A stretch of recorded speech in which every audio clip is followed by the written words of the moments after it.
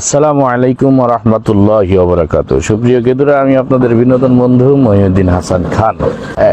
এমনি আমি ঘুরতে বের হয়ে এখন আসছি আমাদের পার্শ্ববর্তী জেলা গোপালগঞ্জের মুকসুদপুর থানার খুব ভিতরের একটা গ্রামে। এই গ্রামটার নাম আমি জানি না, তবে এটা মুকসুদপুর থানা থেকে উজানি হয়ে ওই কোটালীপাড়ার একটা রোড গেছে টেকেরহাট থেকে, ওই রোডে যাওয়ার পথে। তো এইখানে আমি এর আগে একদিন আসছিলাম, ঠিক আছে। আমি, আমাদের সবুজ ভাই, আবির, এরা ঘুরতে আসছিলাম। তখন একটা জিনিস আমি লক্ষ্য করছিলাম, ওই যে দূরে একটা গ্রাম দেখা যায় না, আচ্ছা আচ্ছা বোঝা যায় কিনা আল্লাহ জানে। ওই গ্রামটায় আমরা গেলাম ঘুরতে, মানে ফাঁকা, চারদিক দিয়ে সবুজ বিল থাকলে একটু ভালো লাগে না, ছবি টবি তুলতে মজা লাগে, এই কারণে গেছিলাম ওদিকে।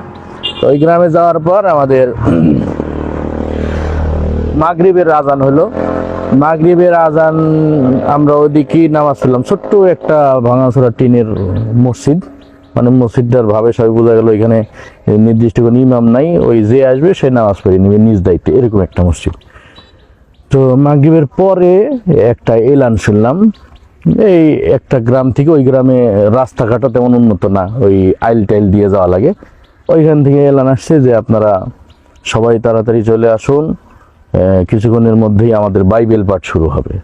তা আমি চিন্তা করলাম যে বাইবেল তো খ্রিস্টান গো, তো এর মধ্যে বাইবেল পাঠ মানে এই অজপাড়া গ্রামের মধ্যে সাধারণত আমার চোখে এতদিন খ্রিস্টান মিশনারি গির্জা টির্জা এগুলো শহর অঞ্চলে পড়ছে।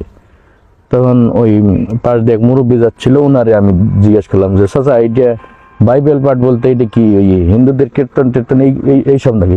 না, এটা খ্রিস্টানদেরই বাইবেল পড়ে আর সবাই বসে বসে শোনে।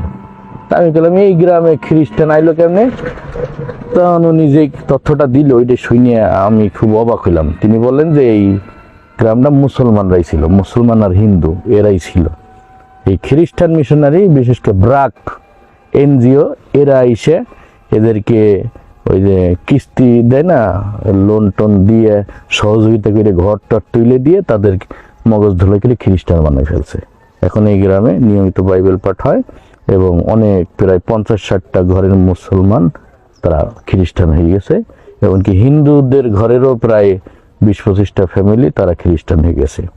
তো এইটা দেখে আমরা মানে অত বড় জ্ঞানী মানুষ না, কিন্তু একটা বিষয় উপলব্ধি করলাম যে দেখেন আমাদের জামাতগুলো আমরা নিজেরা কামড়াকামড়ি করে বিভক্ত করে ফেলতেছি। তাবলিগ জামাত নিয়ে আমরা এই যে একটা খোঁচাখুচি, নিজেদের পারস্পরিক একটা শত্রুতা পোষণ করে যে এই যে একটা কামড়াকামড়ি করতেছি। তারপরে ইসলামী রাজনৈতিক দলগুলা, ইসলামিক সংগঠনগুলা, আমরা পরস্পরে এই যে টুকরা টুকরা হয়ে যাচ্ছে এবং পরস্পরে কোন দল নিয়ে ব্যস্ত। কিন্তু খ্রিস্টান মিশনারিরা তাদের কাজে দেখেন কতটা অ্যাক্টিভ, যে একটা গ্রামের মানুষকে খ্রিস্টান বানিয়ে ফেলছে। অথচ আমরা মুসলমান হয়ে মুসলমানদের দাওয়াত দিয়ে তাদেরকে হেদায়েতের পথে আনতে পারি না। আমাদের কাজের মধ্যে কত মানে ত্রুটি আছে বা একাগ্রতার কমতি আছে, কিন্তু এদের কাজগুলো আমাদের মেহনতের তুলনায় কত গুণ শক্তিশালী হইলে দেখেন একটা গ্রামের মানুষটা এরা খ্রিস্টান বানায় ফেলে। তো এই বিষয়টা আর কি আত্ম উপলব্ধির জন্যই বলা, আমার নিজের জন্য ভাবা উচিত। এবং আমাদের দিনের দায়ীরা যারা আছেন, বড় বড় ওলামা হযরতগণ, আপনাদের জন্য একটা বার্তা বা একটা তথ্য আমি পৌঁছাই দিলাম যে খ্রিস্টানদের মেহনত প্রত্যন্ত গ্রাম অঞ্চলেও খুব মজবুতির সাথে চলে, যার কারণে তারা খ্রিস্টান হয়ে যাচ্ছে। তো আমার এই ভিডিওটা যারা দেখবেন শেয়ার দিবেন। আর আমাদের ওলামা হযরতদের মধ্যে এখনো অনেক ওলামায়ে কেরাম আছেন যারা বিধর্মীদের কাছে দ্বীনের দাওয়াত নিয়ে মেহনত করেন। বিশেষ করে আমার খুব মহব্বতের একজন আলেম, ওনার সাথে আমার সরাসরি সাক্ষাৎ হয়েছে, মুফতি জুবায়ের সাহেব হুজুর দামাত বরকাতুহুম, মাহমুদুল হাসান গনবী সাহেব। ওনারা অনেক সময় ওই বিধর্মী বা কাদিয়ানি বানাই দিছে, এই ধরনের মানুষদের পিছনে মেহনত করেন। তাই তাদের কাছে মেসেজটা একটু পৌঁছাই দিবেন। এই গ্রামে অনেক কয়টা ফ্যামিলি তারা খ্রিস্টান বানাই ফেলছে।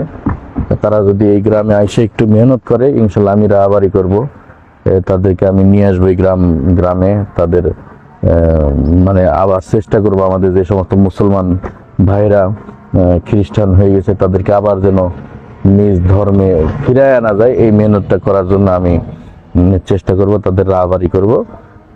এই কারণে বিদগ্ধ এবং যোগ্য আলেমের দরকার, যারা তাদেরকে যুক্তি দিয়ে দলিল দিয়ে তাদেরকে বুঝাবেন। এইটাই ছিল আজকের বার্তা। এইটা একটু আপনারা পৌঁছাই দিবেন সবাইকে। আসসালামু আলাইকুম ওয়া রাহমাতুল্লাহি ওয়া বারাকাতুহু।